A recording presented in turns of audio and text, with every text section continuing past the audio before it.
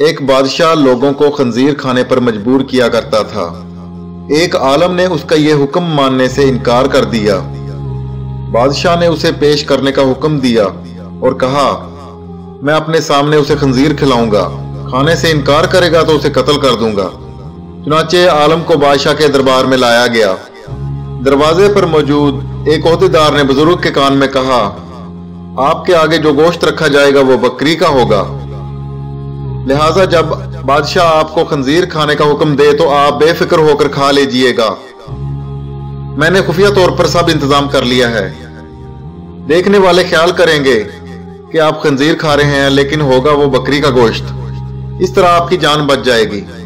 بادشاہ نے آج اور بھی بے شمار لوگوں کو گوشت کی دعوت دی تھی۔ دراصل وہ ان سب پر واضح کرنا چاہتا تھا کہ دیکھو آج میں نے اس عالم کو خنزیر کھلا دیا۔ آخر سب لوگوں کے ساتھ اس عالم کے سامنے بھی گوشت رکھا گیا۔ سب لوگ عالم کی طرف دیکھنے لگے۔ وہ آپس میں کہہ رہے تھے، عالم صاحب نے کھا لیا تو ہم بھی کھا لیں گے، ورنہ ہم بھی نہیں کھائیں گے۔ عالم صاحب کے سامنے اس عہدیدار کی خفیہ ہدایت کے مطابق بکری کا گوشت رکھا جا چکا تھا اور یہ بات عالم کو معلوم تھی۔ اس کے باوجود انہوں نے گوشت کی طرف ہاتھ نہیں بڑھایا اور بولے، نہیں، میں یہ گوشت نہیں کھاؤں گا۔ عہدیدار سامنے ہی موجود تھا۔ اس نے اشارہ کیا کہ گوشت کھا لیں، آپ کی جان بچ جائے گی، یہ بکری کا ہے، خنزیر کا نہیں۔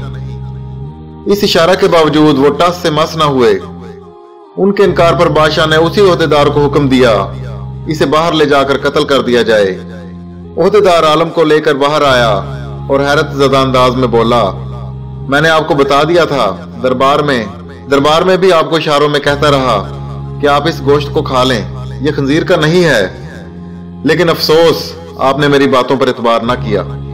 کیا آپ نے یہ گمان کیا تھا کہ میں جھوٹ بول رہا ہوں؟ عالم نے اس کی بات کے جواب میں کہا، ایسی بات نہیں، میں جانتا ہوں میرے سامنے جو گوشت ہے وہ بکری کا ہے، لیکن دربار میں جتنے لوگ موجود تھے انہیں تو یہی معلوم تھا نا کہ وہ گوشت خنزیر کا ہے، اور جب وہ گوشت کھاتا تو سب یہی خیال کرتے نا کہ میں نے موت کے ڈر سے خنزیر کا گوشت کھانا قبول کر لیا ہے، اور سب لوگ میری پیروی کرتے اور خنزیر کا گوشت کھانے لگتے۔ عہدیدار دنگ رہ گیا۔ گویا اس عالم نے اپنا قتل تو گوارا کر لیا تھا لیکن دوسروں کا وبال اپنے سر لینا منظور نہ کیا۔ عالم کی شان یہی ہوتی ہے۔